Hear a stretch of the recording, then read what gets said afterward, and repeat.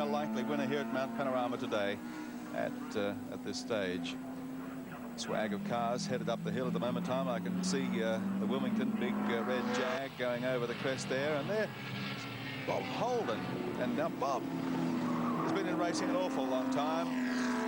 52 years of age, 33 years in motorsport is Robin John Holden, and he's always been a small car man. He's had some pretty good class placings here at Mount Panorama back in '65. I remember with Greg Cusack in a Morris Cooper S, and he's raced Escorts and he's raced Renaults, and now into this tiny Toyota Sprinter, and doing tremendously well. As I said before, only 4 runners in this category, all Toyota machinery, Sprinters, Levins, Corollas, and Bob Holden at the present time leading the class and in 21st position on the track outright.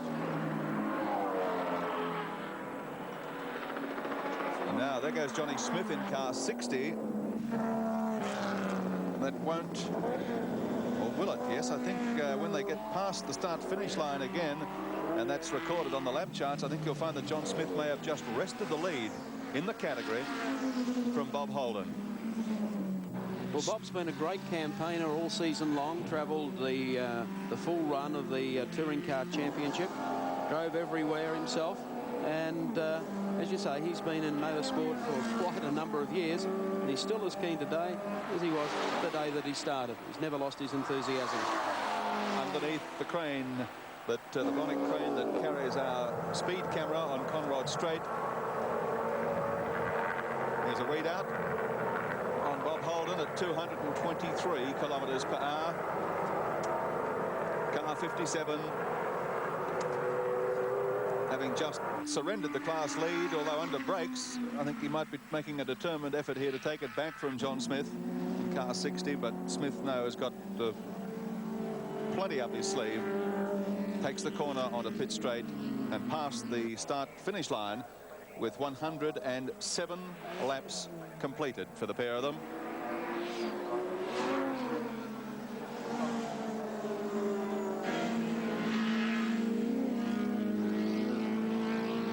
Up Mountain Straight again, Bob Holden, the super vet, continues on the James Hardy, still trying to wrest that class place away from Johnny Smith.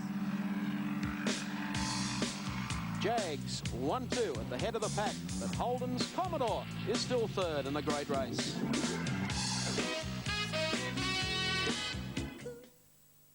Many laps, Michael. The sidewalls aren't that thick, and that would have to be giving the driver a nervous moment, because he knows how far he can push it. But any time you see tire smoke is a bad time.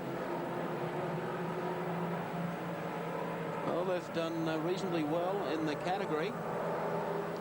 Up there inside the top 12, and it might be timely now to look at the top 10, how they are on the track. No doubt who's in front. Car number 8, Tom Walkinshaw's Jaguar, followed by car 10, the John Goss Armin Hahn Jaguar. Second place to the Brock and Oxton 05 Commodore, then car number 21, the BMW, driven by Roberto Ravalia and Johnny Cicotto. Kent Bajan and Neil Lowe next in their New Zealand entry, the BMW, car number 3, followed by Peter McLeod and Graham Bailey in car number 4, the Commodore, and then Richards and Longhurst in the black BMW. In turn, we've got car 47, Bond and Hansford in the 2.5-litre Alpha, then Johnson and Perkins in the Ford Mustang. And after 114 laps, Keogh and Rogers in car 20, the Commodore, and Bartlett and McKay in car 42, the Mitsubishi Starion. And Robbie Francevic, the Mark Petch Turbo Volvo. Sure, there wasn't much in that.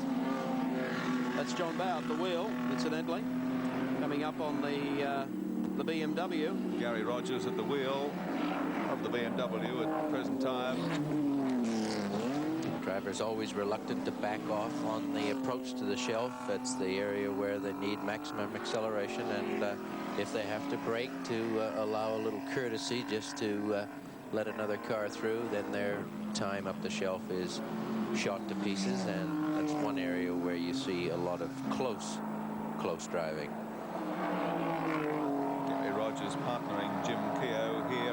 for the first time at Mount Panorama this year. Looks like Terry Finnegan, is it? Being given the go by their first by the Volvo and then the BMW.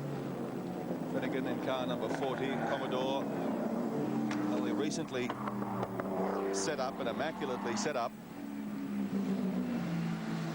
Finnegan is in 14th position outright on the racetrack.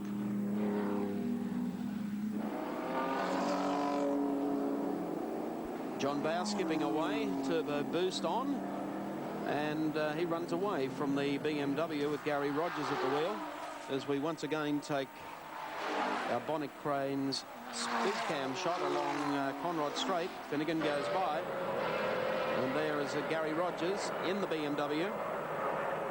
And there's a fair indication of the gap that's been opened up by John Bow.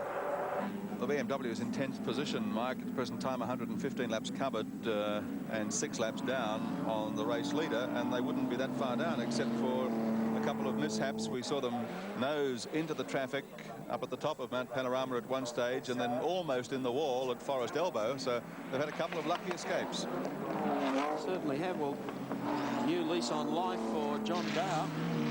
They've got the Mark Petch turbo Volvo firing extremely well, and he's absolutely sprinting up the mountain.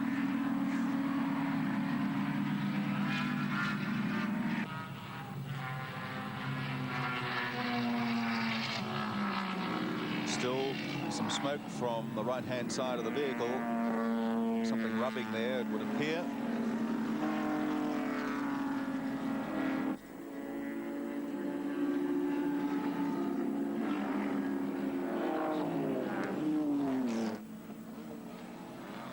Through goes the Volvo, the BMW, and two of the smaller capacity cars.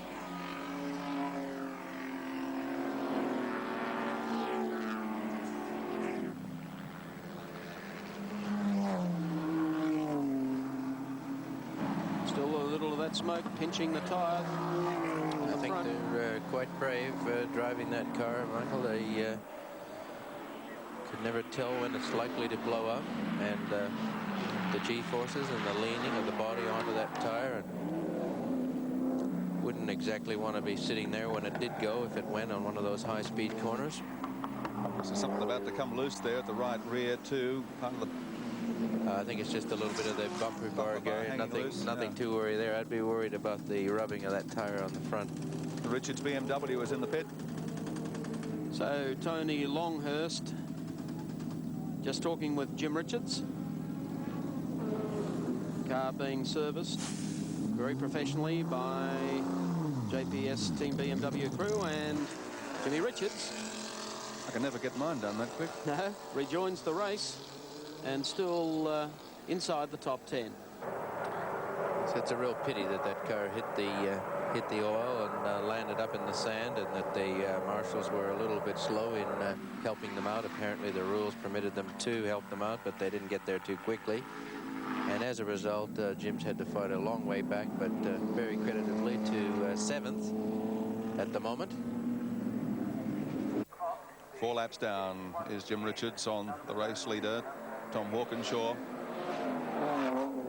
The lead car, number 8 Jaguar, has covered 122 laps. There's Johnny Bow stepping out, and Rob Francevic ready to step back into the Volvo 55.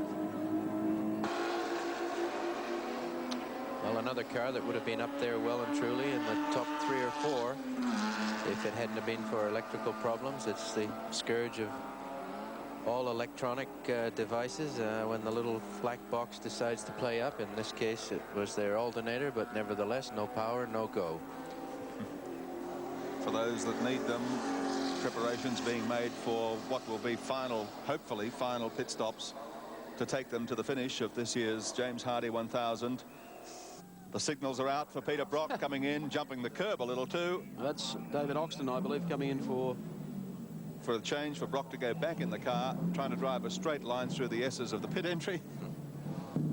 Well, you know one thing, Peter's going to hound this car. He's got nothing to lose. Not interested in coming third. He'll be out there to do what he can and make sure he tries to get on the same lap. 1 lap down on the lead Jag at the moment. Major importance to get the belts done up. No prizes for running around here with no seat belts on it. Neil Won't say Crompton. I've never done it. Neil Crompton, Yes, Gary. how's it going there? Pretty busy scene, as you can well see. All appears to be quite well, though. I've got the stopwatch on the guys, so we'll be able to get an idea of just how competitive they are. They have mounted all 4 tyres. There appears to be plenty of smoke and steam coming from the front of the car. The fuel load has been put in. You have to watch your back when you're standing out here. And Brock goes out in a time of 45 seconds, so there was something less than a flash stop. Yeah, just a quick quart of Mobil to top him up and make sure that they don't have any oil surge. Much better to do it now than have to come in with, say, 10 laps to go. And I think that car now is well and truly ready for Peter to give it everything it's ever going to get. There won't be any prizes for 3rd place in his mind. Peter Brock resumes command of the 05 Commodore and sets out in pursuit of the Jaguars in the James Hardy 1000 of 1985.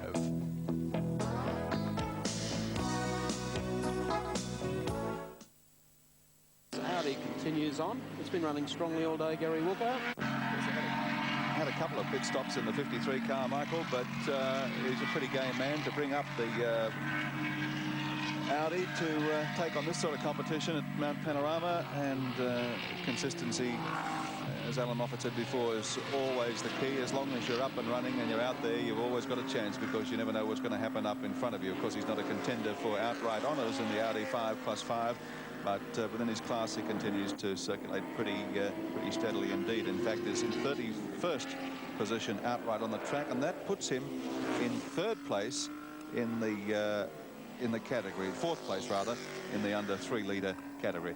Let's update the last hour now of the James Hardy 1000. Down here in the pits, it's my pleasure to introduce one of the very, very special guests for the James Hardy 1000 of 1985. I refer to the Grand Marshal for this year's event, the Honourable Gerald Lascelles. Gerald, welcome. Your impressions of the great race?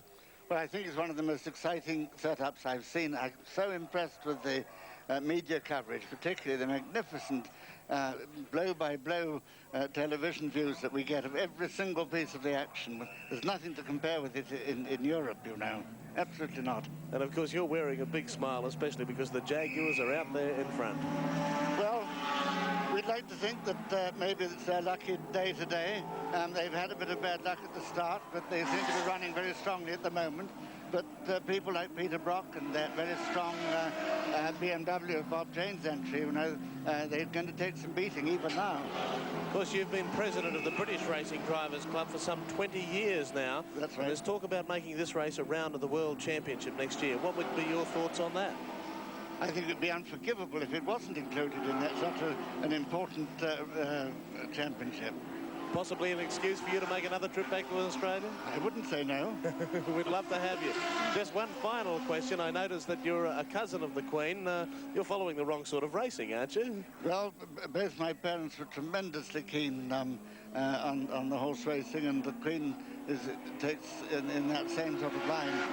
She knows so much about it, and I wouldn't begin to start to talk to her about it.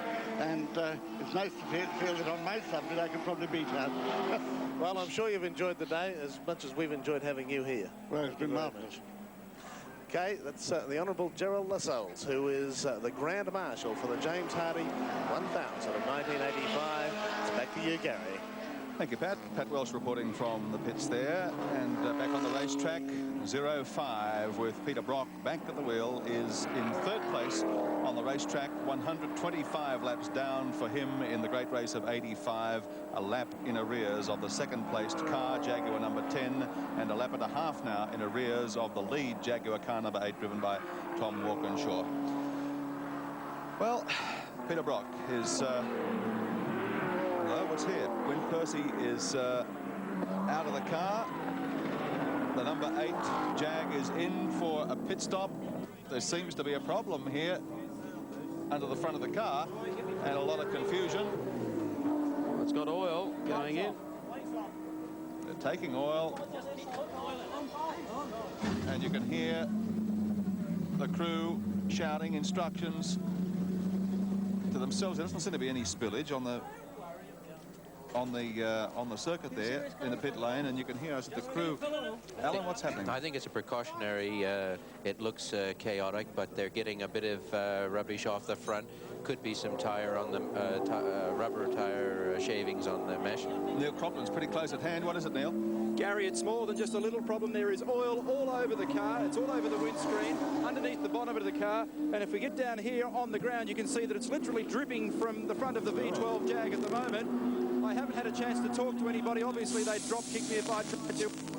But there is definitely a problem. Walkinshaw is calmly sitting at the car at the moment, just waiting to see what's going to happen. But with now 36 laps remaining, it should not be too long before car number 10 was going to come round and what will become, I guess, an inheritance of the lead. They are continuing to pour oil into the top of the motor at the moment. Unfortunately, my technical knowledge of a V12 Jag is not what it should be. So I can't really tell you where the oil is coming from, but it's coming from somewhere forward of the V12 engine. And I think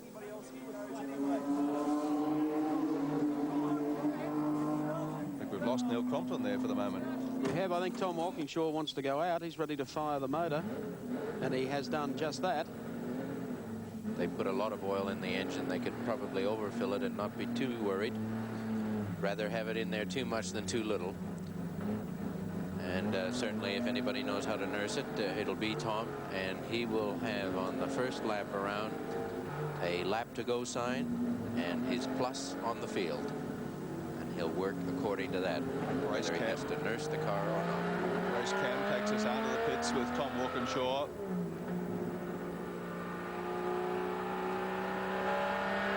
Now, this is likely to put both Tom and the second Jaguar, Johnny Goss, in car 10 on the same lap. As Tom Walkinshaw, after that dramatic pit stop, rejoins the race. Trying to give you a close-up there on the oil gauges as well, our race cam technicians. I don't know whether Tom Walkinshaw can hear us at the moment.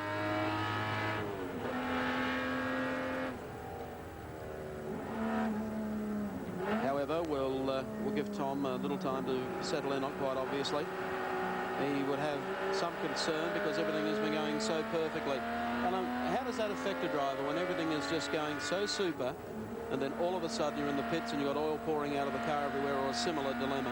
Do you remember your first inoculation?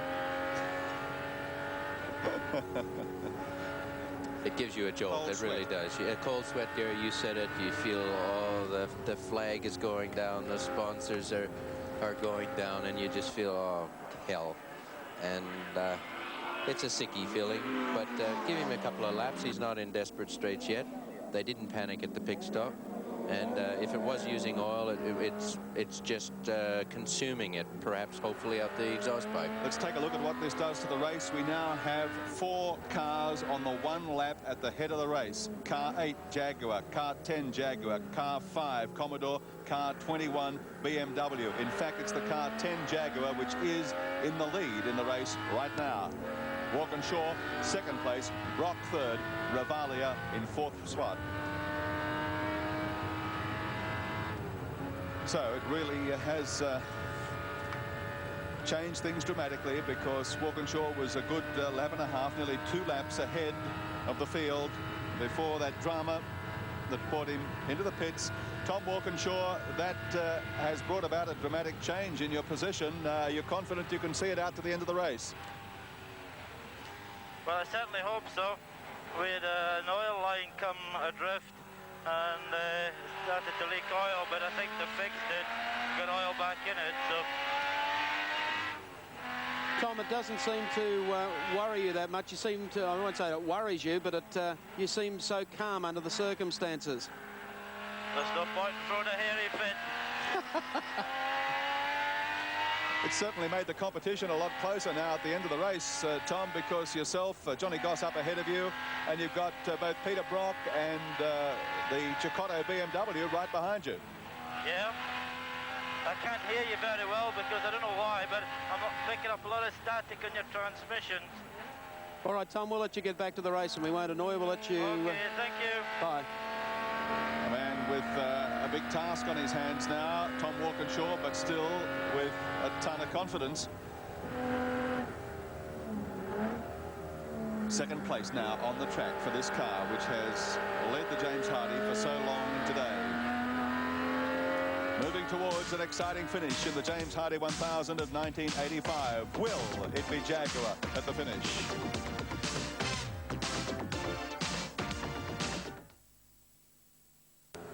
Well, I'm sorry, fellas, but apparently I had a radio mic problem before and I couldn't complete the report, but I have with me at the moment Win Percy. Win, what was the problem with the car? Well, we had an oil light flashing on all the fast bends at the top of the hill, so it was a case of back off, get the pressure back up, and come on down the straight. We had a problem with the radio in the car anyway, so I couldn't communicate with the pit. So I literally had to physically let them know I was coming in to prepare them. I know that the Ron Dixon car had some oil surge problems during the week. Do you think this could be related to that? I don't know. I'm very surprised, to be honest. It doesn't seem to have lost that much, although there is a slight leak there. Tom's gone out again now to hopefully finish. Very disappointing. It was going so well. I noticed the board was hung out a few moments ago to keep the car out there. So I guess the plan is to continue on. And I notice behind us at the moment that Armin Hahn is into the pits. So it's going to be a real nip and tuck race between you fellows right through till the end. It looks good. Thank you. We'll talk to you later, Win. So the other car is now in the pits. I haven't had a chance to start the stopwatch, but John Goss is now getting into the car. We can see just how delicately the seat has been strapped into the vehicle. There are rather enormous cable ties that are stringing the seat to the roll bar. 4 new slick tyres have been fitted. These are the special Dunlop slick tyres, which when flat can be run on a racing circuit. The car has been fired up once again. And Gossie leaves the pits in a time, I should think, of around about 40 to 45 seconds. Back to you, Wilco. Thanks very much, Neil. Well, this just makes it wide open now at the head of the race between the Jaguar teammates, Tom Walkinshaw and John Goss.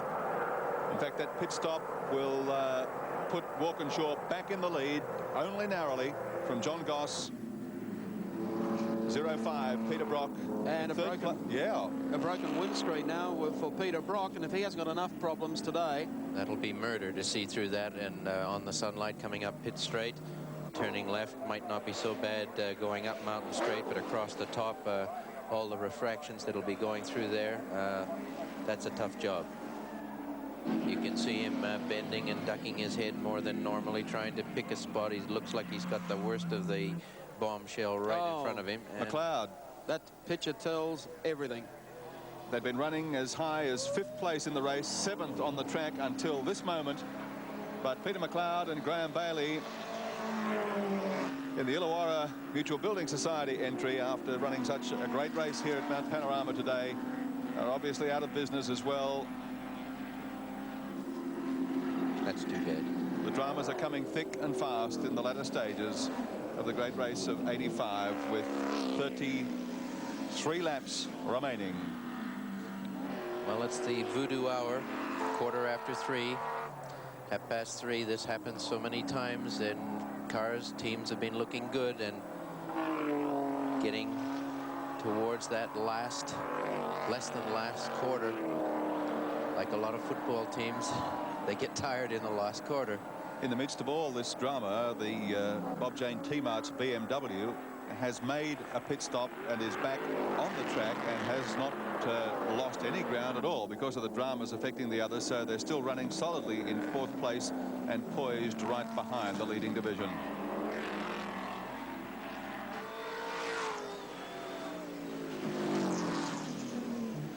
.05, Peter Brock under difficulties across the top of Mount Panorama, but Brock is used to difficulties. He's used to conquering them. Neil Crompton takes a look at Peter Brock, the man, the driver, the businessman. The peace and tranquility here is a far cry from the 160-mile-an-hour lifestyle that he lives. This is the Peter Brock personal retreat, the retreat from the responsibility of being Australia's leading touring car driver for over 15 years and rapidly becoming one of the country's leading business heroes. But this year for the James Hardie 1000, it's pressure that Brock has to deal with. Never before in the history of the race has Brock had to defend his 8 crowns with such vigour. Nobody has ever mounted such an expensive logistical challenge to the Brock supremacy. For the boy from Hurstbridge, bringing the family to the peaceful outer Melbourne suburb of Eltham was history repeating itself. It was back to the old stamping ground where Peter grew up, a place where he's thrashed a few paddock bombs and just on 20 years ago built a Holden-powered Austin A30, launching his career. But does he get time to see Bev and the three children, Jamie, Alexandra and Robert? It's a nice, relaxing part of your life, of course, to get away from the hustle and bustle of business. And being with the family certainly keeps my perspective of things a little bit better than what would be normally. It's a fast lifestyle. How on earth do you relax? Yeah, I'm just one of those people that seem to be able to do 3 or 4 things at once, and it doesn't seem to worry me too much. Relaxing is, I suppose it's probably more difficult if you, with the sort of lifestyle I have, than it would be for normal people. But what I consider relaxation to other people is probably not relaxing. To me, rushing off for a holiday or a few days swimming and fishing or whatever is relaxing. But if people saw me doing it, they'd say, well, hang on, you're still fishing at 100 miles an hour. But to me, a change of pace or a change of environment is fine. In spite of a tough year and what appears to be a number of knockers now coming out of the woodwork, the empire continues to boom. But does the anti-Brock feeling interfere with the racing and marketing strategies, and more particularly, does that affect you personally? Well, sometimes it does get you down a little bit. I think that probably it's not healthy to dwell on that aspect of things, and I've never been a person to... I mean, I might voice or I might feel it occasionally, but I've tried to overcome that. And all I can say to that is that I believe that eventually that we'll have a product and a motor racing car that's just going to sort of sit them back on the heels a bit. So I suppose if you say what my reaction is, it's a great challenge. Love him or hate him, he's never too far away from us all. His high public profile keeps him in constant demand, but business aside, he's happiest behind the wheel of a car. You really live for this time of the year, don't you? You love Bathurst. I do. I do. That bit of mountain up there is without any doubt the most exciting piece of road in the country, and the challenge of the race, and simply the I don't know, it's just got nice energy, that place. You drive in there and you think this looks great. You drive around that corner, you see all those transporters there all pulled up. Yeah, it's a magnificent time of year and a magnificent place. It's even tougher this year. I don't think there's ever been a year where so many people have mounted such a strong financial and logistical challenge against Peter Brock to knock him off the top. Yeah.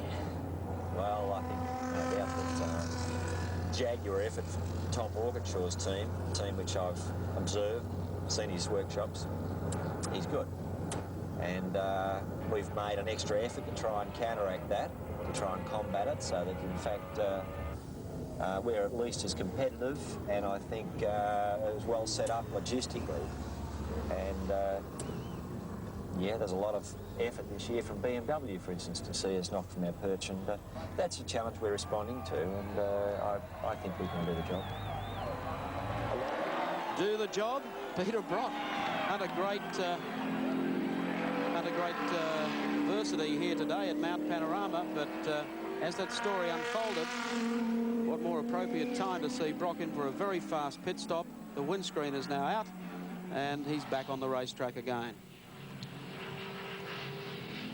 Goodness me, things are happening thick and fast still. 57 is in the pits, Bob Holden. By the way, he is still the Class A leader and has nearly a lap on John Smith in second place in that category, not the other way around. It is 57, Bob Holden, the leader in the under 2 litre category.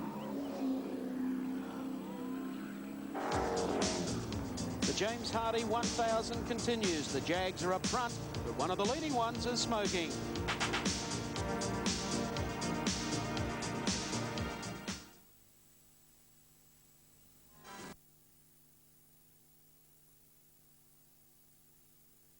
Walkinshaw is in the pits. Neil Crompton is down there checking out the action. Yes, Mike, Neil down here. It's all happening here at the moment. I've got people climbing all over the place. One of the crew is with me. Alan, what's happening? It looks like an oil cooler's gone and leaking. so the oil cooler has disintegrated.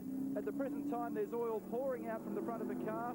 The bonnet is covered in oil. The windscreen is covered in oil. I can tell you something else that's happening as well. There's been a flag given to Peter Brock by the clerk, of course, to say that he must report to the pits, because if you remove your windscreen in Australian touring car racing, you must remove the rear window as well. So another stop is imminent for Peter Brock.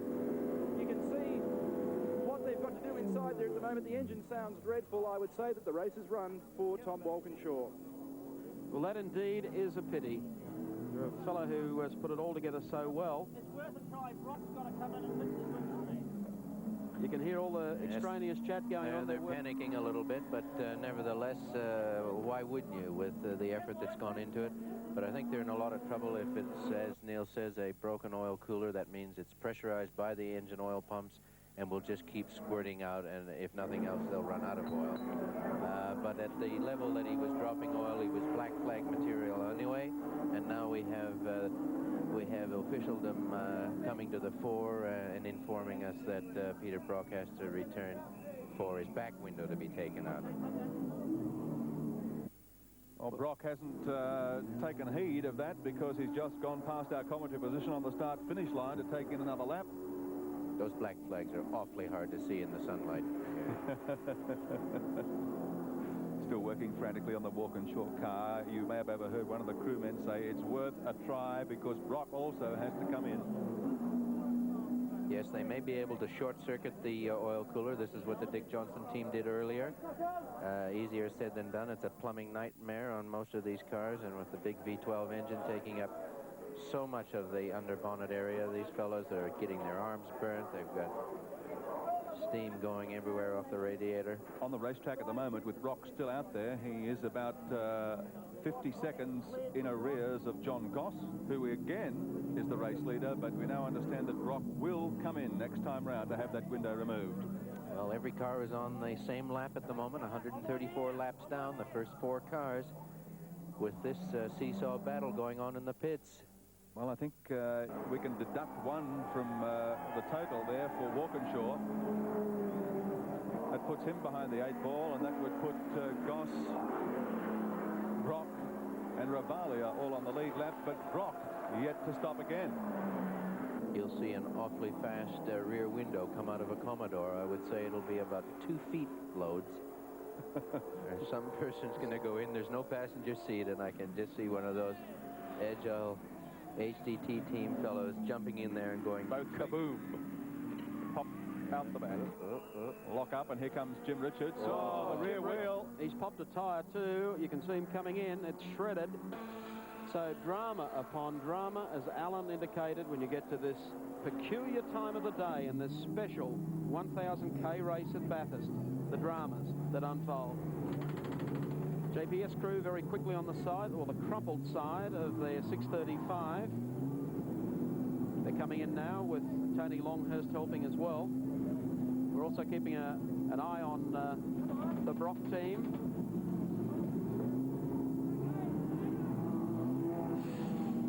Brock has just come into the pit lane, so he'll be here in a moment. Yes, here he is, going flat out. He's too. taking the pit lane. Down the curbs. Oh, they've got the Grice cars gone into stripe up in GTX Pen by the look of it. Decided to have a brake fade. Okay, it's all happening, as you can see. Watch the team go to work. This is where he takes on some passengers just for a moment. Boom. Boom. Goodbye, Pete. Super kick. Close the door and away he goes. Well, Collingwood supporters will give him full marks. That team is... Quickest pit stop of all time. No tyres, no fuel, no windows. That's one for the record books. Bill Tuckey will be busy getting his notes ready for his annual Yes, it only takes recoup. Only 11 and a half months. Okay, John Harvey, he looks delighted. They're all treating us as a bit of fun. It's the old Aussie way, I guess, of when faced with a problem, put the crew in the car. Okay, let's just recap for you. On the racetrack, John Goss, Jaguar number 10, is the race leader. 05, Peter Brock in second place. They're both on lap 135, as is the third place getter, car 21, the BMW, the Bob Jane T-Mart's entry, driven by Roberto Ravalia. A lap down then is Tom Walkinshaw after all those oil troubles in the number 8 Jaguar. Jim Richards in trouble, having made one pit stop just now for a tyre change, a wheel change, is in some further bother out on the track and several laps down now on the race lead. Also having a spot of bother trying to pick up the 21 Bob Jane T-Mart's entry, Roberto Ravalia and Johnny Cicotto. So everything has happened within the last 10 minutes of this race. 25 laps to go, and on the same lap, Gossi will be monitoring like crazy the Holden pit boards, plus his own, and Peter will know exactly how far to go. We saw Alan Grice's number 6 car, the Kmart's car, off at the top of the mountain. This is how it happened. The boot is up, sprung by a crunch on the wall, and he steers it neatly through the gateway. Excellent timing. Standing by in the pit area with John Harvey is Neil Crompton. Very much, Mike Raymond. Well, I'm busier than a one-armed bricklayer in Beirut here at the moment. I've got so many blokes running around. John Harvey, you guys have got to be the best rear window smashers in the business. Well, that's true. The front windscreen cracked, and we brought Peter in to remove that for safety reasons. Also gave Peter my helmet, which has a full visor and also is tinted. And then off he went. The clerk at the course then informed me that apparently it's in the regulations that if the front windscreen is removed, that we must remove the rear.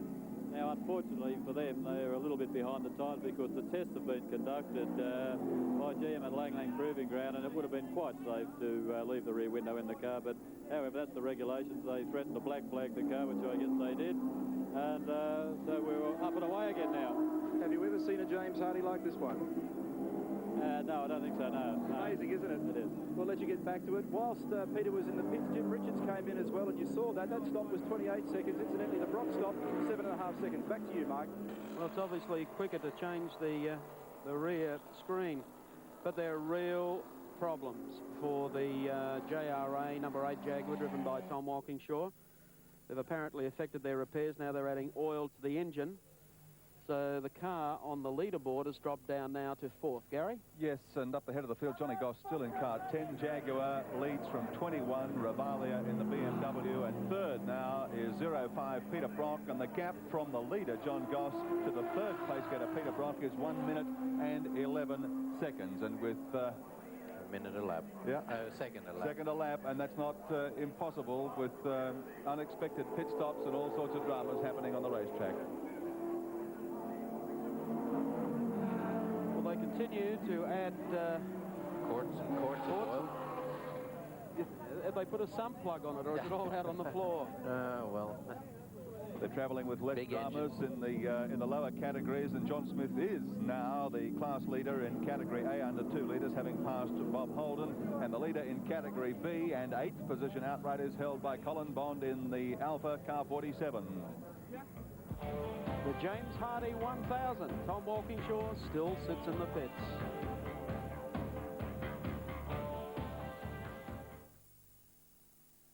Bob Holden, by the way, is out of the race. Just a few moments ago, there he is. Across the track goes Bob, and his Bill Buckle Toyota is parked a little up Mountain Straight, and unfortunately Bob has run his race, and that leaves Johnny Smith in car 60, the Toyota Corolla, a clear leader in the under 2 litre category. Might be timely to look at the top 10, how they're running in this Wheel of Fortune James Hardy 1000. Number 10, Johnny Goss, Jaguar, has the lead as the laps wind down. Second placing to Cicotto and Ravalia in car 21, followed by 05, the Commodore of Peter Brock and David Oxton. Next up, Walkinshaw and Percy in the second Jag, number 8, but doing it hard from Richards and Longhurst in BMW number 1, and Bagent and Lowe, BMW number 3, followed by Jim Keogh and Gary Rogers in the Commodore number 20. Positions 8 to 10 after 133 laps. Bond and Hansford in the Alpha, Johnson and Perkins in the Mustang, and Bartlett and McKay in the Mitsubishi Starrier. And we noticed smoke was pouring off the tyres a couple of laps ago of Dick Johnson. Just getting the go by from Peter Brock as they head up to GTX Bend. Well, Peter will have the benefit of fresher tyres. There's a little overflow coming out of the back. I'm guessing exactly what that would have been. Could have been a little bit of diff surge, oil in the diff. The breather could be on that, should be on the right right-hand side of the car, although it's got me. I can't guess that one. But doesn't seem to be slowing them down too much. But Brocky in front of this pair, giving it plenty. He knows he might just be able to wear John Goss down. The crowds at the top of the mountain, if they've wandered away at some stage through the day, are being drawn back now like iron filings to a magnet as the race unwinds with 25 laps to go. Yes, anything is possible. It's not just the fact that a car is in front. It's the worry that the driver starts imagining that he's got someone hounding him down, and that can detract from your ability to stay in front, even if mechanically you are superior.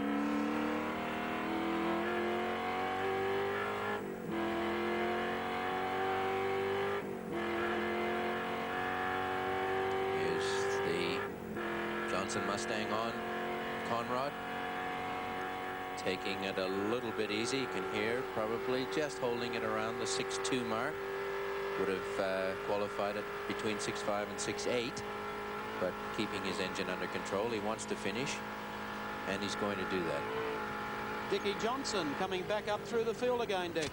Oh, I don't know about that, mate. I'm as deaf as a beetle at the moment because I can't hear a thing. One of my earplugs has fallen out when I got in the car. And this thing's so damn noisy, I'll be as deaf as a beetle before long. Well, there's been some dramas up the front of the field with Tom Hawkinshaw and putting as much oil as they could lay their hands into it. Now he has dropped back to about 5th spot, and at one stage there, I don't suppose you would have given yourself a chance of a top 10 finish, but you're well and truly in there. Well, mate, I don't know, there's still 20-odd laps to go, or 30 laps to go. But the trouble is, I couldn't pass a cup of tea in a straight line. Honestly, she wouldn't pull the skin off a rice pudding. Your engine getting a little hot, Dick, or what's the problem? Well, I don't know, Alan. I'll just have to battle on with what I got, mate. Out of here's the worst, mate. I tell you what, I could run faster out of here. Well, stay with it, because the way the people are going in front of you, there's every chance No, we'll stick with it, see how we go, because I'm sorry, boys, I can't hear you too well. Dick, I don't want to give you another handicap, but you're carrying my money, son, so hang in there. Thanks, mate. So Dick Johnson continues on his quest to come up the ladder in the James Hardy for 1985. The number 10 Jag, of course, driven by Johnny Goss, is the race leader. And Dick Johnson, car number 17, still soldiers on. Placed second, of course, on the road behind the Jag at the moment. Car number 21, the Bob Jane T-Mart's BMW, the one driven by Roberto Ravaglia, and, of course, Johnny Cicotto. Like the gap first to third, John Goss to Peter Brock is 1 minute and 4 seconds. And we're just waiting on the BMW to make its appearance, the Bob Jane T-Mart's car, so we can get the split first to second. Just coming now down Conrad, I think, in front of Dick Johnson, so we'll pick him up shortly and run the clock across him to find out what the split is between race leader John Goss and car 21, the Roberto Ravaglia BMW, and in fact it is 50 seconds. So Goss to Ravaglia, 50 seconds. Goss to Peter Brock, 1 minute 04. Well, the placing of Roberto Ravaglia at this stage must be pleasing Greg Siddle, who put this whole thing together for the two Europeans to come to Australia for the great race, and he's in the pits at the moment. The man who's got a smile on his face is the man who has inherited second position in this race. Greg Siddle, the man responsible for putting together the BMW, the Schnitzer deal with Bob Jane T-Mart's. He must be a very happy man. Very happy, Neil. We're assumed nearly for a week now, not only myself but everyone, about the Jaguars finishing this race, and it looks like there's two out and hopefully one to go. We're running second, so let's hope that one falls out as well. You're running second, you're catching the leader at a rate of 3 seconds a lap, and you're only 52 seconds behind, and there are 25 laps remaining. Yes, at that rate, I think in a quick calculation we'll catch him. I think you're fine. I'll let you get back to it. Okay, you bet. Here is the man that they're talking about, the combo of Roberto Ravaglia. They've got to keep their eye on the rearview mirror, Mike, because Peter Brock is gaining on them. The gap, John Goss back to Peter Brock in third, is now 58 seconds. That means that Ravaglia is only about 8 to 10 seconds in front of Peter Brock. Well, no driver ever needs too much incentive to do well, but when you can smell the car in front of you faltering and you're in second spot in a position to win a race like this, you're trying, and that's what we're seeing here. Little brake lockups as the weight transfer from one side to the other takes place, and he will be giving this little BMW every RPM it'll take. There are now 2 under 3-litre cars in the top 10 on the racetrack. Car 47, Colin Bond in the Alpha, is in 8th position outright and leads that class. And car 42, the Mitsubishi Starion of Kevin Bartlett, second in the class, 10th outright. Roberto Ravaglia and, of course, Johnny Cicotto in car number 21 continue their march towards the leading Jaguar. Car number 10, that's the John Goss, Armin Hahn entry. As they come through the corner, and it's Ravaglia again, logging one more lap and trying to pull back that long gap over not only Johnny Goss, but protect his second place over Brock. The Cats are looking a little bit draggled, but one of the big Jags is still up front in the James Hardy 1000.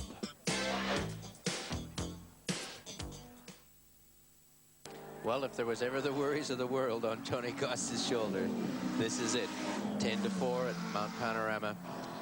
He'll be worrying about plenty. I hope he's driving hard enough that he's not thinking about anything, to tell you the truth.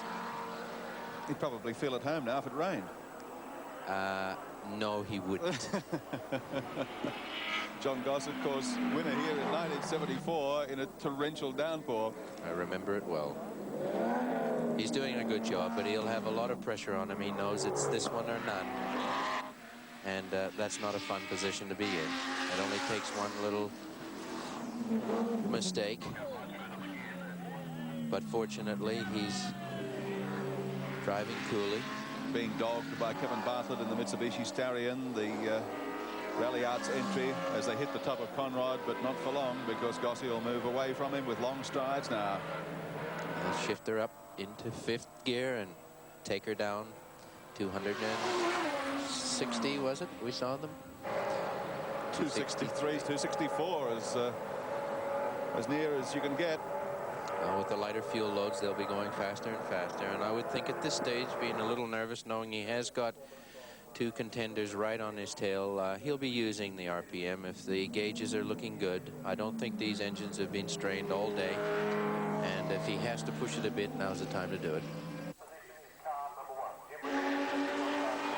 Well, 11 years between, they call Bathurst drinks, but Johnny Goss in car number 10, reeling off the final laps of the 85 grade race. 20 laps, in fact, remaining. That's still a long way to go at Mount Panorama. With the problems we've seen unfolding, for sure. Here he comes up to Castro Corner. They drift through XL and up the shelf. Well, BMW of Jim Richards, after all that trouble earlier, has climbed its way back to 4th place, almost a repeat of Sandown. So I would think that that would almost put a smile on the face of Frank Gardner. Let's find out with Neil Crompton. I think it might just about. Frank, Mike wants to know whether or not you might have a smile on your face. You've come up to 4th place after being, well, virtually out of contention.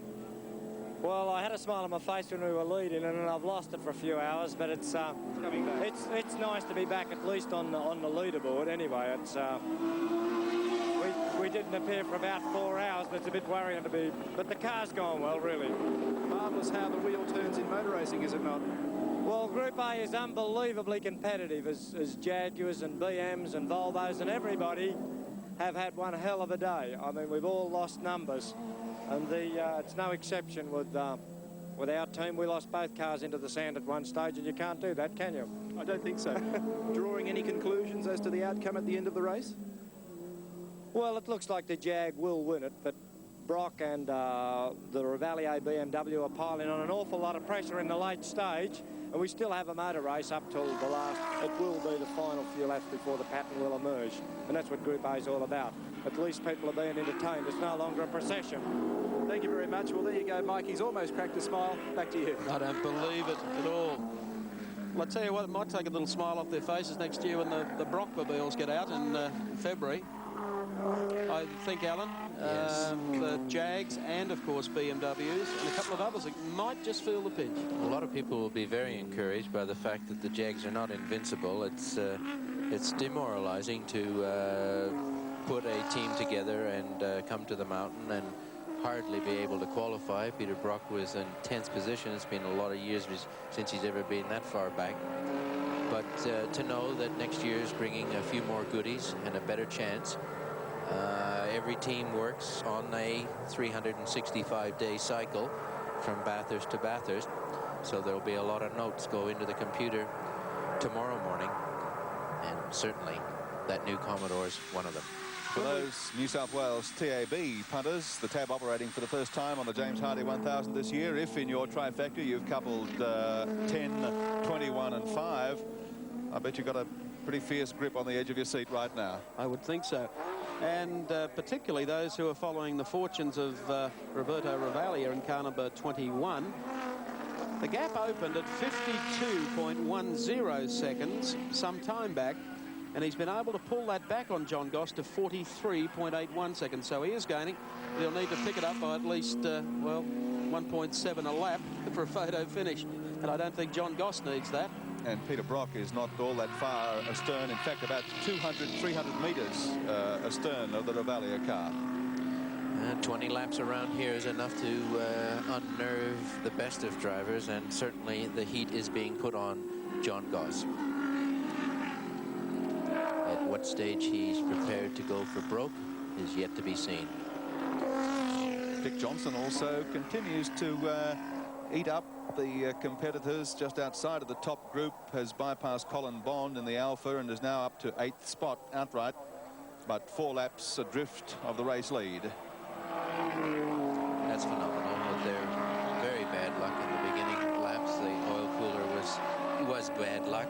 I think the wheel change would have to go under the heading of bad management. You can put up with a little bit of bad management, but you can't put up with too much bad luck. So BMW and Mustang both, Jim Richards and Dick Johnson, have got sad tales to tell today because they're returning mighty performances so far, considering the difficulties that they've had. Yes, that's for sure. Because Jaguar haven't had it all their own way. Started out with 3, lost one early, highballing in front with the team leader Tom Walkinshaw. Severe oil problems has put him down the list to number 6, and I guess you could call it the 3rd car in the team. John Goss at the wheel is now the race leader. Well, it's awfully handy when you can afford the luxury of having 3 cars in the field, Gary. There are some that when they go out, they are out. Unfortunately, the phenomenal expense of doing and entering 3 cars is reserved for the lucky few. John Goss has completed 145 laps. The Revalier Bob Jane car is about to cross the start-finish line, also to clock over 145. Sounding good. That Schnitzer BMW engine. Schnitzer, the German company contracted by BMW to do their touring car program, as the factory are very busy with Formula 1. John Goss holding the gap now on Revalier by 44 seconds. 20 laps to go. 18 laps to go. 18 laps to go. And occasionally we catch glimpses of Peter Brock just back down the track from the Bob Jane car. Yes, well, Peter knows that he's got to be there if there's a weakening of the XJS. He wants to be right there, and to do that he has to unlap or catch the Bob Jane car. Once he gets on his tail, I think that would be relatively easy.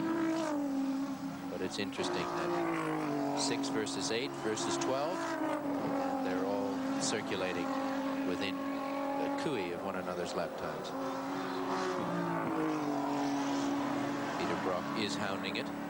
You can push it through that corner. The dab of the brakes onto McPhillamy. Through here, giving it everything, using all the road. Peter Brock, of course, driving without front and rear windows. Shouldn't be too hot in that car this afternoon. Debris on the track cracked the front window, and then he was called in by clerk of the course to remove the rear window. As stipulated under the regulations, he's donned a full face mask to offset the effects of that and is in third place on the racetrack. Let's update the last hour of the James Hardie 1000. Approaching the final half hour of the 1985 James Hardie 1000, and down Conrod Straight we see number 3 BMW with Neil Lowe at the wheel, and he's in a good position, but the leader is still John Goss in the 10 Jaguar. Second and third positions, Chicotto in second place in the 21 BMW, and Peter Brock in 05 the Commodore. Fourth to sixth on 143 laps, we've got the Vagent Low BMW, the Richards Longhurst BMW, Walkinshaw and Percy in the number 8 Jaguar. Position 7 to 9 after 142 laps, Keogh and Rogers in the BMW, Johnson and Perkins in the Mustang, Bond and Hansford in the Alpha. And rounding out the top 10 at this stage on 141 laps, the Mitsubishi Starion car 42 of Kevin Bartlett and Peter McKay. But it's still Jaguar leading the race at this stage. Kent Vagent and Neil Lowe.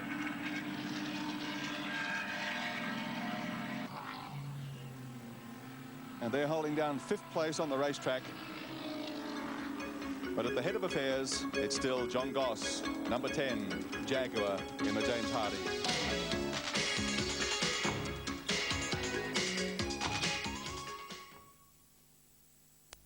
Driver will be concentrating on passing the ones in front of him, worrying about the ones that he's just got by.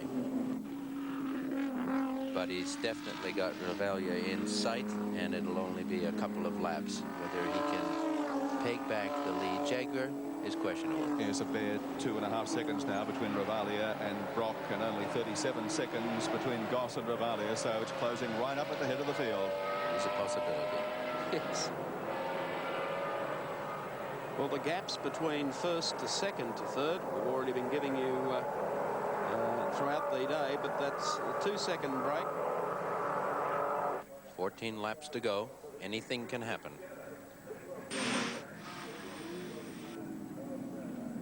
Here comes the 21 car, followed by Brock with a couple of vehicles between them, including Jimmy Richards. Brock looking for a way through.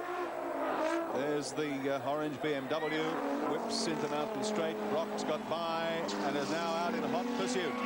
He's not fooling around. No. He took some chances there under brakes, and I think Jim gave him a little bit of courtesy there. Decent driver, as he's always been. No prizes for holding somebody up that's lapping you. But Peter's definitely got this BMW in his sights. There's our chart showing number 10, 21 and 5 all running on the same lap. Back behind them and down, Jim Richards in number 1, and then of course Tom Walkinshaw, who led this race for so long, back to the 145 mark. So it's even Stevens at the front of the field. 2 seconds from first to second, 2 seconds from second to third, and they're closing up all the time. Boy, the pace is getting frantic.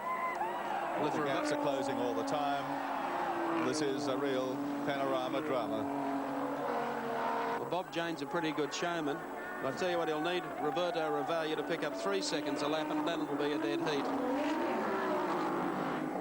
The mountain crowd are cheering Peter Brock along, and he's cheering himself along there. The grip of the Pirelli tires there and under brakes, whipping him around. He's not fooling around. Very fit. Peter's mentally ready for this race. I think he practices for it every day. And when it gets here, it's no chore for him. Here's the Brock crew. They're all sitting there staring. They want their boy. And he is closing on Roberto Revalia. And here he comes. from behind. No front windscreen, no rear windscreen. Air-conditioned mountain racing for Peter Brock as he storms down the outside. And the Brock crew are quite elated. Peter Brock now moving up on the scoreboard and takes Roberto Ravaglia. He now moves to second. Ravaglia is coming back, though, on the inside.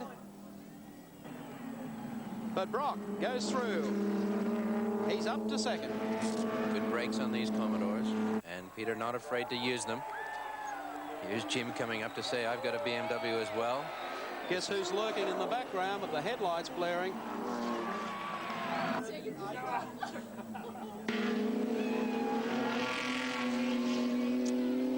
That JRA Jaguar, that's Tom Walkinshaw trying to pull back. He's down about 2 3/4 laps on the leading car. But obviously everything's working well for him. Michael, by the clock, there is exactly the length of Conrod Straight between the leader, John Goss, and 05, Peter Brock. Okay, and there's going to be another Jag in between the lead one and the Commodore before long. I think we'll have a little interference play here. Coming up into GTX, it was almost detected a wisp of something out of Brock's car. So it was just leaving a slight trail rather than put the knock on the poor guy, who's done a hell of a job here today. We'll just follow that. I think at the pace he's running, Mike, it's a little bit of body roll. Could be just touching the tire and a flash of smoke coming off. He's definitely moving it. These are occasions where the race driver takes on 85% of the total proportion. Normally, when all other things are equal, the show is 85% and the driver's 15. But at this stage, Peter's doing 85, and we'll just let the GM product carry 15% of the weight. What would the mental strain be like on John Goss if he's being hauled in now by Peter Brock? Well, he'll be stuttering a little bit to himself, but he's got to concentrate on the laps ahead. And on occasions like this, when it ever happened, and I was in the fortunate situation to be in the front of a major race, the thing that kept me cool was to concentrate on my lap board and not pay any attention and not dare look in the rearview mirror. If the moment you see your opposition, it's like a praying mantis, you just fold up. Here comes Walkinshaw. Here's a praying mantis. Brock breaks into the corner. Walkinshaw hot on his heels. Yes, Tom would like to get up there and place himself between Peter and John, and it'll be an awfully wide pair of Jaguars that the mobile car would have to get by. The Ravaglia BMW 21 dropping off the pace as Brock drives hard up Mountain Straight in a bid to stall off the challenge, but no, Walkinshaw whips by, and it's 35.5 seconds between first and second. Well, it only needs Tom to just ease up the pressure just a little bit. And I doubt whether he would do that, Mike. He's a gentleman and a true sportsman, but he would like to get his car up there alongside and just make sure that John knows he has to keep the number 10 car going. You can see the legs of the Jag there, and quite honestly, I think Gossi would have to have bad luck not to be able to hold off Peter Brock at this stage. Johnny Goss leads the great race, but stalking him is the king of the mountain, Peter Brock.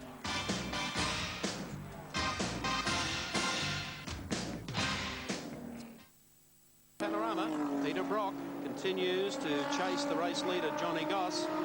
He's got that gap down to 35.5 seconds. Michael, apparently Goss is having awful trouble with that seat that's been loose for a large part of the race now, the number 10 Jaguar, and it's occupying so much of his time to try and maintain his position in the car. That's probably why this gap is being eaten up by Peter Brock. Well, that due respect to Gossi's problems, that would be a real nervy thing to have. we've heard the phrase "driving by the seat of your pants," and when those seats are bolted literally to the floor, there's no cushion in them, and we do get our guidance through our backsides. And to have the seat shifting around would not be pleasant at all. Well, at those forces, you've got to be able to brace yourself tight against the seat. Exactly. If you can't do that, you're in trouble.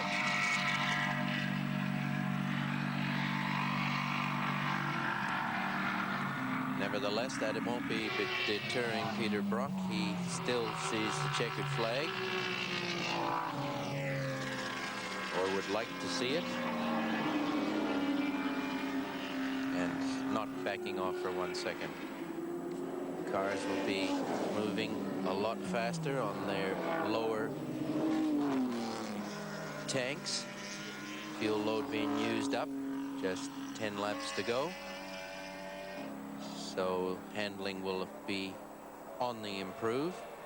That's the scene as the sun begins to sink and the cars wend their way across the top of the mountain, and we check the official top 10 with 10 laps remaining in the James Hardy 1000. The lead lap, car 10, Goss and Hahn in the BMW, Oxton and Brock in 05, the Commodore, Chicotto and Ravalia in car 21, the BMW. On 150 laps, car 8, Walkinshaw and Percy, Jaguar. Car 1, Richards and Longhurst, BMW.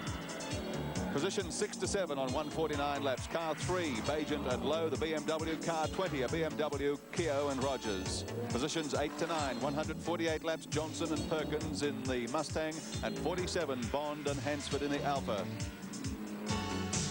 Final position in the top 10 with 147 laps counted. Car 42, the Starion of Bartlett and McKay. And they've done exceptionally well. Let's go down to the pits now to Neil Crompton. Thank you very much, Mike Raymond. Well, it's all happening down here, as I said before. I've just been speaking to the people at the TWR team, and they're saying that all is not necessarily well in the Goss camp. He said the racing seat in the car has completely broken away. It's floating around anything up to 1.5 feet. He's moving all over the car. His visor keeps falling down, so he can't see where he's going. I mean, what else could go wrong? I don't know who wrote the script of this, but it's a beauty. Back to you, Mike. Well, I think it was Steven Spielberg. Because if that is the case, and one can only feel sorry for Johnny Goss, who has done everything that's been asked of him today and more. He's had to put up with a lot, but if the seat is moving around that badly in the car, then it becomes an issue, I would think, Alan, of safety. It's hard enough to change the gears, 5-speed transmission, with just the normal centrifugal forces that would throw you through those corners, as we've just seen. To have the seat moving as well, he's going to want to make sure that he doesn't over-rev the engine by missing a gear. But the worst part is just visually picking up the apexes, which you do condition yourself to over a period of laps, to be looking at them from a different angle every other lap. And to maintain your concentration with that huge physical and mental strain. And knowing that it's not your average driver behind you, coming up at fractions and seconds a lap. John Goss will have earned his money today. So the pit crew ready in case Goss decides that the problem has become unbearable to the point that he's got to make a pit stop. And what a decision, Alan, to have to make, because he knows where Peter Brock is. He wouldn't come in. I think short of the seat going out into the back seat and his feet losing touch with the pedals, he'd have to stay there and hope for the best. If he comes in, he loses. If he stays out there, he's got a chance of winning. The Denny Holm, Ray Smith Commodore entry from New Zealand, car 14, was in 13th position outright, but has now been retired from the race in the closing stages as John Goss comes towards the bottom of Conrod Straight. Those plastic straps that are holding it in will never break. But, of course, they can't put the plastic straps through the floorboards, and that's where the movement is coming in and driving him crazy. But in terms of actually losing the seat, I think he's safe for another 8 laps. That gap between John Goss and Peter Brock, maintaining at about 34 seconds. They would need something really unfortunate for John Goss to come in, and as Alan has already said, if the decision is up to the driver, John Goss will stay out there. He's got his lights on, so obviously they're got no electrical problems. They can afford the luxury of running their lights and keeping the battery in a neutral charge situation, condition rather. So that's not a worry to him. He's not blowing any smoke. He's driving very smoothly. He isn't wasting any time. He's aware of the fact that he has to be efficient with his lap times. He can't afford to give anything away to Peter Brock. 34 seconds from John Goss back to Peter Brock, and 46 seconds from Goss back to the BMW car 21 Roberto Ravaglia. You can see him placing himself conservatively on the track. He's not taking any chances, and yet maximizing his lap time.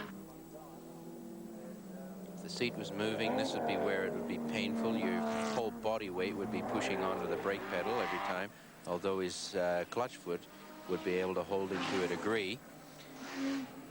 But on the clutch, on the brake, through the gears, around the corner, in case it looks easy at home, I can assure you it isn't.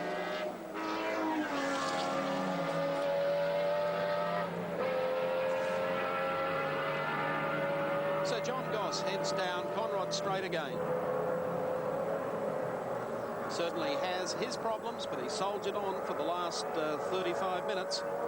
Situation within the cockpit hasn't become any easier for Goss. It'll be a fitting tribute for Goss to pull out a win here in the 85 James Hardie Classic. A very, very talented driver.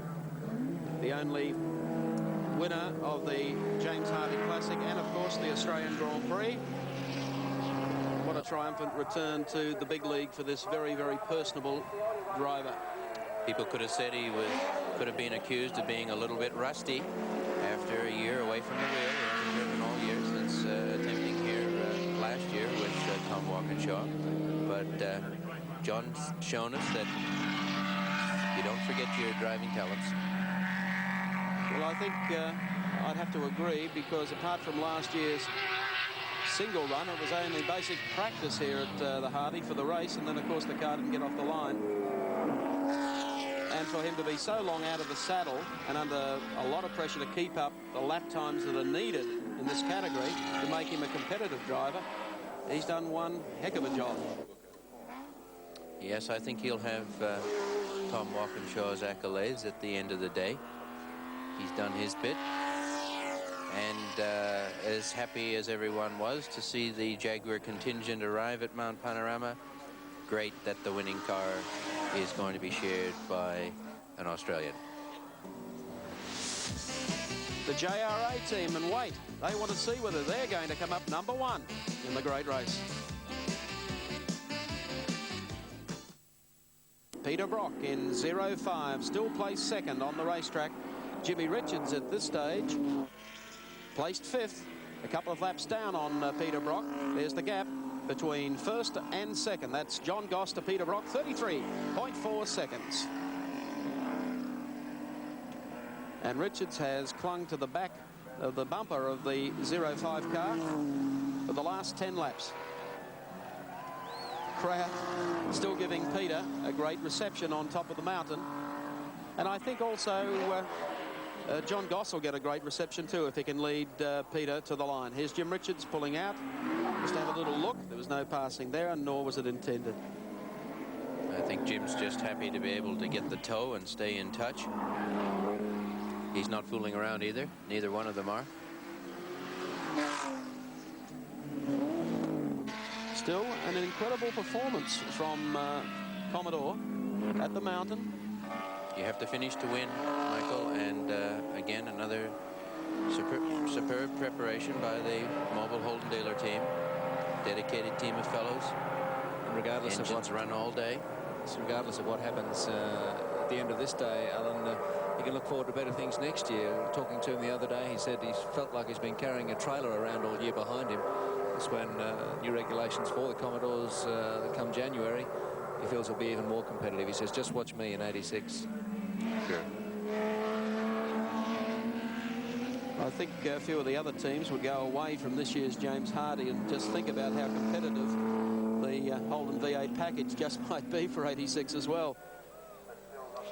Yes, a lot of what-ifs in motor racing, but what if the Volvo had kept going? What if Dick Johnson hadn't had an oil cooler fracture? What if the BMW hadn't landed up in the sand trap? I think to the people that are witnessing the first of our Group A trend, this race is only going to get bigger and better. I'm sure of that, Alan. So Brocky still under pressure to try and bring them back. There's the split that you can see if you know the Mount Panorama course. Johnny Goss up in the box at the top of your screen, going past towards Castrol Tower at Skyline, and here's Peter Brock just making his way to the top of the mountain. The gap probably still about the same, 33, maybe 32.95, the difference between the leader and the man who looks like being runner-up at this stage. But I'll tell you what, the spurt by Peter Brock has certainly given the mountain people plenty to cheer about for the last few laps. Well, standing so close to the edge of the track, they can see when the drivers are really pouring it on, and that's what these two are doing. We'll They've try got and get nothing to lose. Sorry, Al. We'll try and get the Vortex radar trap on Peter Brock. That we'll call it the air-conditioned version this time. Well, GM and air conditioning's always been good, but this is carrying it to extremes. One thing about it, to be able to keep a cool head in the situation. Peter Brock is able to do that quite comfortably at this racetrack. I'm not so sure Mr. Chuck Chapman will be enjoying our humor so much. I'm just wondering whether they'll homologate the 86 cars without windscreens. They've picked up something. Here's our Vortex radar check down Conrod Straight. Brocky, 252.66 kilometres an hour. Yes, that's still moving. From memory, we were only doing around 255, 256 last year. So these cars are not that much slower. They're certainly coming up for a closer finish than Peter enjoyed, the breaking out the celebrations down in the Mobile Commodore garage. And of course, I think that Jaguar Rover Dealers Australia would certainly be doing the same, as Johnny Goss goes to the top of the mountain, heading up towards the cutting. What a return for Gossy. You can see him moving around in the seat there. The other difficult thing for him would be, as soon as that seat shifts, the tendency would be to grab the steering wheel a little bit harder to secure his position, and then it may force a tug on the wheel that he didn't mean to make. Yes, exactly. Last gap we had was 31, coming down all the time, down now to almost 29 seconds. Now with just 4 laps to go, I don't think John will be making any excuse me, any mistakes. That was almost a repeat of the qualifier yes, yesterday. It was. He had a bad moment there and almost had a crash. That's a tricky part of the circuit. This is no Sunday afternoon chicken run, Michael. If it was easy, everybody'd be doing it. Gossy out of Valvoline, heading now on to Conrod Straight.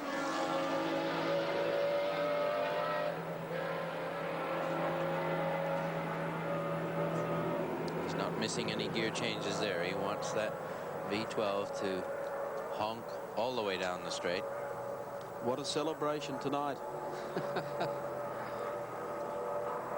Johnny Goss, last one in 1974 with Kevin Bartlett. That was his only win.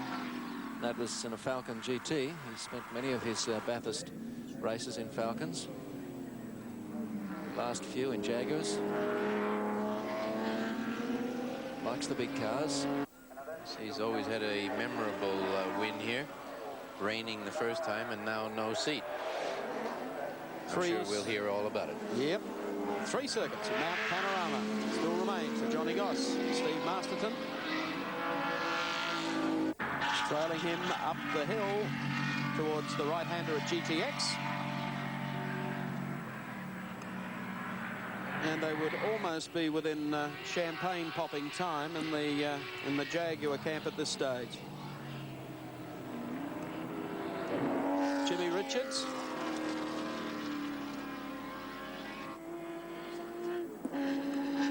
Peter Brock looking for him heading towards the pit area. Well, he's in the pits. And after an absolute sensational run, Brock gesturing to mechanics what the problem is. And that now will mean Roberto Ravaglia will move into second with only a few laps remaining. And I think I heard someone shout, "Forget it." End of Conrod, something has gone complete. Nothing. Neil Crompton. Yes, Mike, standing down here at the moment alongside the Brock car. It is a timing chain failure, the same problem that has afflicted these cars in the last couple of meetings this season. And when they lifted the bonnet, I could see the top off the distributor cap as well. So the fire's gone out on the Mobile Holden Dealer Team Challenge. Peter Brock, a very disappointed man after what must surely have been the drive of season 1985 to come back from so far down. Brocky, very, very bad luck. Oh, that's disappointing. I'm not too sure just what did happen there, but the boys are saying it was, probably. Yeah, they were saying it was timing chain. Just near the end of Conrod. Yeah, mate, that is so disappointing. I'm sure you must be just absolutely, well, annihilated after that one. You drove through the field. We hadn't written you off, but we thought that you wouldn't recover from so far down this morning. We went down this morning. We hadn't gone down too far this morning, I don't think, have we? I didn't have any problems. Off the grid? Oh, that's nothing. Righto. Peter Brock not in the best of talkative moods. We'll let him get back to it. Back to you, Mike. The interviewer's delight. Well, that's one very rare occasion when you haven't seen a Brockmobile crossing the line when the flag goes down here. 2 laps to go. And the Jag supporters, they're delighted. The Brock car is being pushed along the pits, still receiving a tremendous cheer from the crowd along pit straight. He gave it every shot. Timing chain going, and Peter Brock will not finish in the top 3 in this year's James Hardy 1000. Jaguar bringing class to the mountain. Oh, class, yes. Well, in Johnny Goss's case, it might be a bit of class. Some may have other descriptions. Nevertheless, to his credit, he soldiered on, and the car has performed well enough to stay at the head of this field for a goodly part of the day. So Roberto Ravaglia moves to second with still a couple of laps remaining in this year's great race. And I think the spectators will now turn their allegiance and say at least an Aussie won. Yes, of course. And John can just take that. John will be able to build on that just a little. He can build on that. And he'll be breathing a little easier now, knowing that he's got a bigger gap back to the Bob Jane BMW and won't have to take any chances at all now. He can cruise it in. If cruising at 255 or 260K is cruising for anybody on a Sunday afternoon, that's what this XJS Jaguar Tom Walkinshaw prepared vehicle is going to do. Something of a mixed day for Tom, really. I'm sure that he would have liked to have been at the wheel of the winning car, but at least it's one of his team which looks like taking the checkered flag, and Tom himself will probably come in third. The bank don't check what numbers on the payment that goes in. They'll be happy to see it. And so will Armin Hahn, of course, who's been John Goss's co-driver today.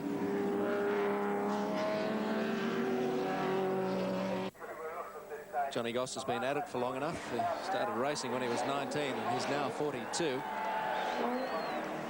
So after 23 years at the top, it's not too much to expect to pick up a second Bathurst win.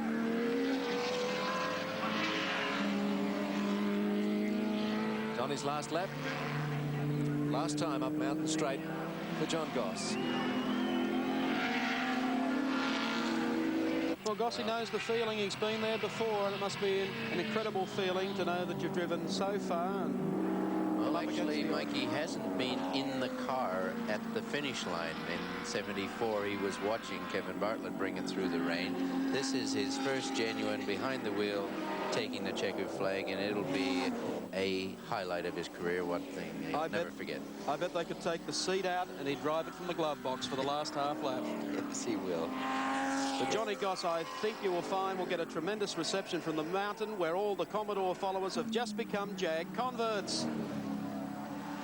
And good on JRA management in conjunction with Tom Walkinshaw for giving John a drive. It would have been easy to discount earlier failures and say, well, let's get on with a better show. They're to be congratulated, and he's shown them that he's as good as the rest, and good on him for everyone in Australia, I'm sure, would want me to say that.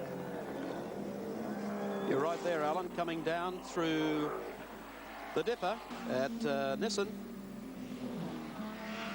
and all giving John Goss a marvellous reception as he pokes the number 10 car down to the exit of Valvoline Corner, and this the final lap of the 85 James Hardy 1000. The pressure is now off his shoulders, although he might be loose in the seat. He took a fairly easy line out of there. I think He was. I was worried. I thought, golly, I was only going to say the only thing that could stop him now would be an ignition failure, a bit like my voice failure here at the moment. But no, he's still on the go. I think he's just taking it super carefully.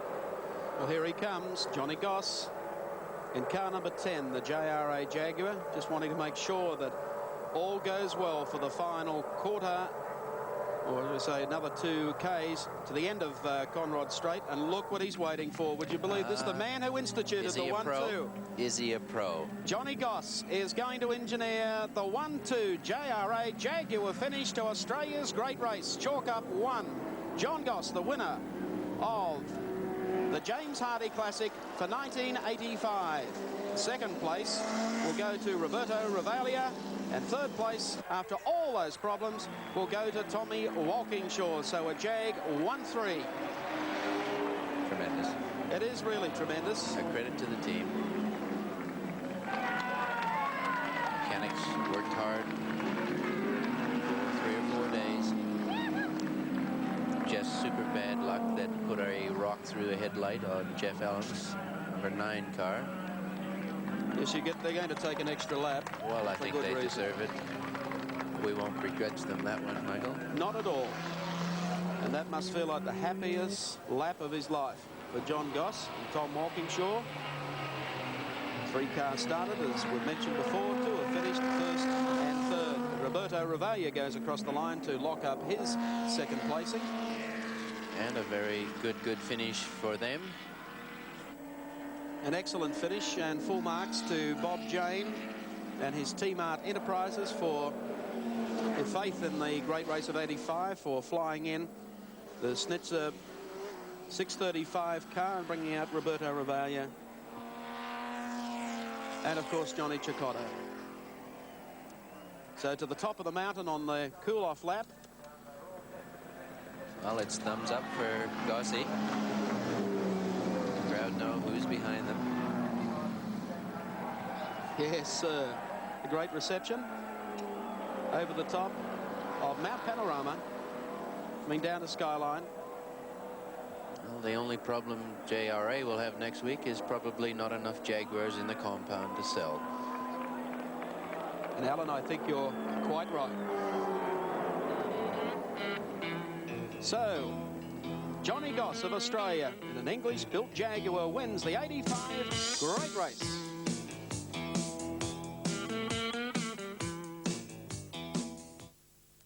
To the tower and to Gary Wilkinson. The man who's going to have the last laugh, because they said when he first bought an XJS Jaguar here that he couldn't do it. The man who won here last in 1974. We're trying to drag him through the door at this moment. A garland being made ready for the man of the mountain. Come on, Johnny Goss. What are you doing? Again, John Goss. The Festival Queen, Karen McKenzie.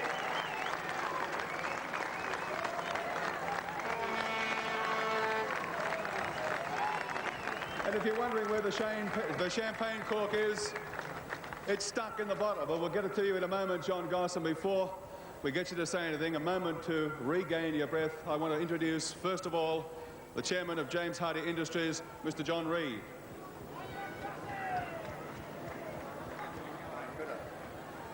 It's my pleasure to congratulate John Goss on a wonderful win, and I want to introduce the Honourable Gerald Lascelles to present the trophy. Well done. Thank you, Gerald.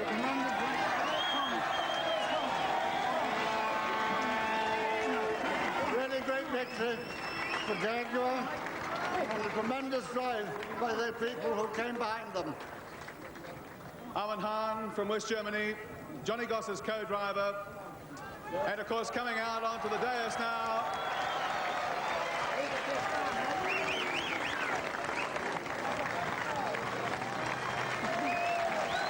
John Goss and Armin Hahn acknowledging their victory. And John Goss is calling on the Jaguar team leader, Tom Walkinshaw, and we'll have him here with us in just a moment. But firstly, John Goss, I want to have a word with you. Armin Hahn, come in here as well. Johnny. Thanks, Gerald. Thanks, Gary. If that doesn't answer any critics, nothing ever will. I want to try and take this opportunity to say something. It's a long time since I've had an opportunity to drive in motor racing anywhere in the world in a competitive car. And I think that I only hope that you, my fans, can take the introduction of Group A and work with it. I want to see Holden's win, and I want to see Ford's win. But Jaguar did it this time, and I'm very, very grateful that they gave me the opportunity. I want to call on Tom to come forward and say a couple of words on behalf of the company and his team.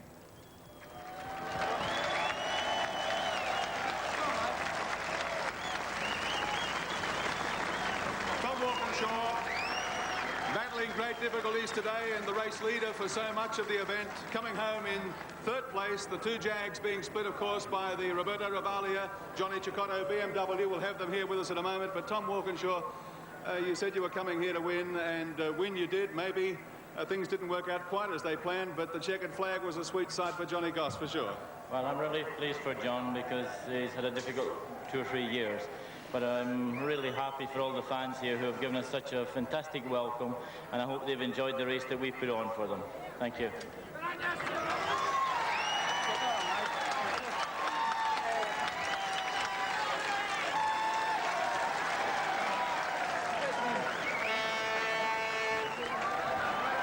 Well, there's a great souvenir from Tom Walkinshaw, and the champagne. At last, the cork has been dislodged. Stand by for a shower. Come on, Johnny Goss. Get your hands around the bottle. I don't know how you got the strength left to hold it up.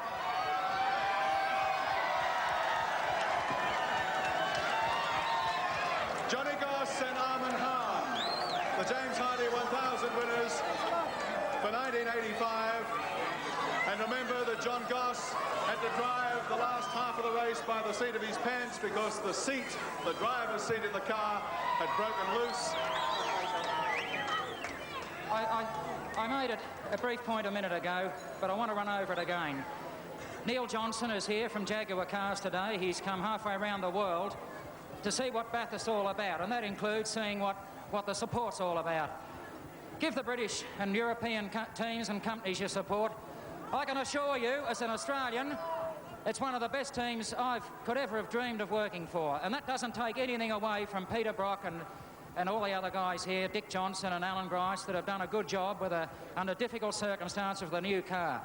But we're very happy today, and thanks again to the TWR crew and Jaguar, JRA. A brief word, ladies and gentlemen, from John's co-driver, Armin Hahn. Of course, we saw him here last year driving a Rover to win the Group A category last year in the James Hardy 1000, and here he is again this year in the full Group A international competition, and again a winner. Thanks, mate. That's my greatest win I've ever done. I've won Spa, everything, but that's my greatest win I've ever done. Thanks, mate. Armin Hahn and John Goss.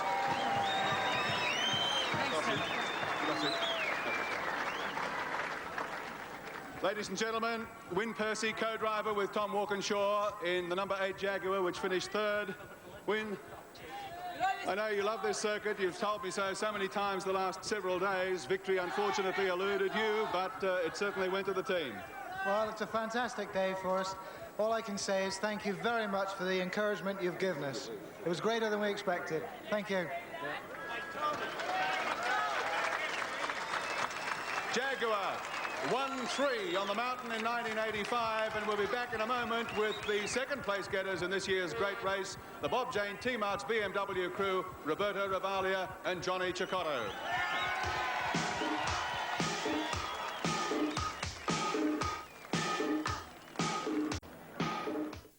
With Greg Hansford, a mighty race, and you were punching it into the top 10 there through most of the day. Well, we were actually. We even got a good start. I think we were about 10th on the end of the first lap. I couldn't believe that. But the car did run very well, and I must say that Greg did a fabulous job when he was in the car. It was good, and I'd like to thank Alpha for the car, and obviously the dealers. Here's Greg.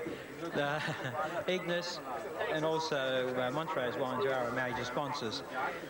It's great to come up here. I think I was up here more or less much the same time as Gossie last time, so it's been a long time between drinks, haven't it, John? Thanks very much, and a great drive. Colin Bond.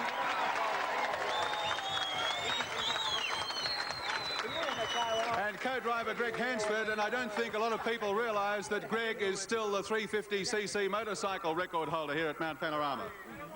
Telling everybody how old I am again. It's 1981. I'd just like to thank Colin again for having me drive the car with him, and Alfa Romeo for backing up his... Thank you very much, Greg Hansford. Now, fighting his way through the congestion here, John Smith, the Toyota Corolla driver, the under 2-litre winner in the James Hardy 1000 for 1985.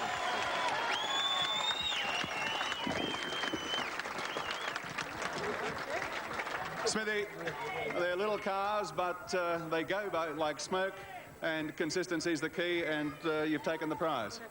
Thanks, Gary. Yeah, that's the truth as well. The Toyota cars are legend in reliability, and I think that's what it's all about in 2-litre racing. And we had to wring its neck today, and I'm glad that it came out on top. So my particular thanks to AMI Toyota for supplying such a good little car, and particularly to Tony Niavani and the crew for preparing it.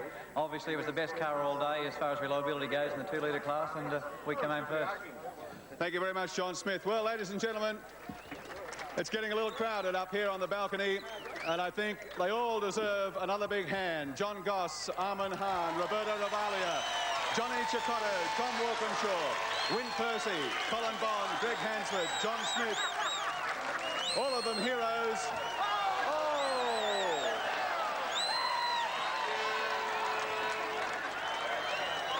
John Goss, the king of Mount Panorama for 1985.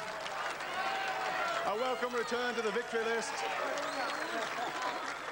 driving the big British Jaguar. And we've got a lot more to come. That concludes the official presentation, ladies and gentlemen. The trophy is standing down here, neglected at my feet, but I see Armin Hahn has got his eye. He's not going to let Johnny Goss walk away without it. The James Hardy 1000 trophy for 1985. As the victorious drivers leave the dais, I hope you had a good afternoon, and I'm going back now to Mike Raymond. He's second in what must have been one of the best drives of the day. Johnny Cicotto, former world motorcycle champion, great drive. Thank you very much. In doing so, Johnny, you take the award here in Australia for what we call Rookie of the Year, which is worth $2,000, so congratulations to you. Thank you. I'm very glad about that, and I'm very happy about finishing second in this race. I think it's a very hard race to finish, and we are very happy. Very, very pleased indeed. Did you think that you would finish as well as you have? Well, of course, we started to finish and to finish in the first places, and so we got what we wanted. I mean, it's not easy, but it's okay. And it's not a solo job, because the man who partnered you very effectively indeed, Roberto Ravaglia. Congratulations, Roberto. Very, very well done. Thank you very much. Roberto doesn't speak much English, so these fellows take the Rookie of the Year award for 1985, second overall. Here's Gary Wilkinson. So I've got Kent Bagent here. Of course, he was one of the big contingent with his co-driver, Neil Lowe from New Zealand. And they were the first Kiwis to finish and had a lot happier tale to tell than most of the other visitors from across the Tasman. Well, it was certainly an eventful day. An eventful day, I think, for everybody. It certainly was for us. We're certainly glad to be here, first Kiwi team home. It wasn't without events for us. We had a slipping clutch for the last 30 laps, and Neil had to drive like he had an egg under his foot for the last part. So That's why we slowed down a little bit in the end. Neil, we haven't seen as much of you over here in the past season as we have of Neil, but obviously you enjoy coming here. You must have enjoyed today's race. Yes, I generally partner Kent in the long-distance races. He does all the sprint races, and I need to get to sit in the car either to set it up for the long-distance races or to partner him for them. Neil Lowe and Kent Bagent from New Zealand finishing 5th outright today in their BMW in today's James Hardy 1000. Neil Lowe, who finished 5th in his BMW from New Zealand. Robbie Francevic, I see, is here. And, of course, he led the Kiwi charge with his turbo-charged Volvo. And in the early stages of the race, he was the man who really made the chase after the Jaguars. But, Robbie, you're still smiling. Well, of course I have. I had a wonderful year in Australia, and, you know, the public have been fantastic to me. So have you people, and I just hope that Mark sees the value and coming back next year, because I'd love to race again next year. You had a chance to be a spectator through the closing stages of the race. Things certainly happened in a hurry, didn't they? It was unbelievable. At the end of the race, I broke down at McPhillamy, and I got out with about 2,000 drunks attacking me. I was about 10 feet in the air, getting covered in beer and hip, hip, hooray, and they attacked the car, and it was a wild 15 minutes. I know you've been a fierce competitor with Peter Brock through the year, but you must have felt for him in those last couple of laps when he looked like he had a chance to snatch the prize. He was closing, and then good night. Well, as I said all year, that I think I've always said it, that I've rated Peter as Australia's best and greatest, and he's done a fabulous job in a car that is got a lot to come. See you next season? I hope so. Robbie Francevic from New Zealand. Well, well, well, well. The BMW boys are still here and grinning despite all the mishaps, Tony. Yeah, oh, well, it's just a bit of bad luck. It's not very often Jim slides off the track, and apparently he was following a Commodore that dumped a heap of oil, and there was no flags. He was just the first one on the scene, and that's what's happened. It's been a great experience, the first year of full Group A racing. Oh, it's fantastic. You know, for a while there we looked like we were going to get right back up again, and then looked like Brock was going to win. And, it's just absolutely fantastic. Tony Longhurst, you've had some pretty good drives over the last year or two. You've got an awful lot of talent, but I guess you must thank yourself for a little bit of luck as well. You've picked up some real plums, haven't you? Oh, I don't know about so much luck. I just had a good look at the JPS team, and I knew I had to get in with someone that could teach me. And Frank Gardner is just unbelievable what he's taught me in the last year. And you know, I've gone from being probably 10 seconds lap slower than Jim a year ago, and now I'm within striking distance, 1 or 2 seconds slower. Obviously, they had great faith in you. Yeah, obviously, but you know, you need the cars and you need someone to teach you what to do. And I'm just so happy to be involved with JPS BMW. Tony Longhurst, co-driver with Jim Richards in the #1 BMW today. Tony, better luck next year at Mount Panorama. Neil Crompton, please come in here. We're quickly running out of telecast time. And I don't know about you, but I'm getting to the stage where I need a drink. That's ditto. I'm so worn out from running up and down that pit lane. In fact, I've just sprinted up to get Tony, and I can barely even talk to you. I'm so out of condition. What a great race. What can you say? 163 laps of dynamite. OK, let's take you back now to Mike Raymond.